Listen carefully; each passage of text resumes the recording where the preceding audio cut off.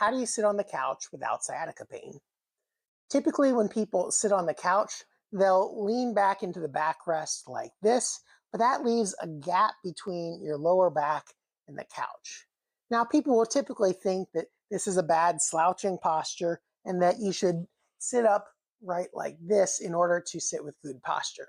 But this isn't really relaxing, sitting like this. And when you're sitting on the couch, you really want to kind of lean back and relax. So how do you do that?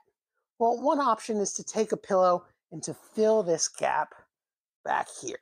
So you put it behind you like this, and now you can still lean back into the couch, but your spine is supported. When you're leaning back, you're not actually rounding out your lower back. What you're doing is creating a hinge point or a hyperextension of your lower back while the rest of the spine above that rounds out or goes straight. And that hinge point typically happens at L4, L5, or L5, S1. And that's where the most common problems are with sciatica. So in order to prevent that, use the pillow to fill that gap. That'll help create a nice smooth curve as you're sitting back and relaxing into the couch. Another good option would be to use an ottoman.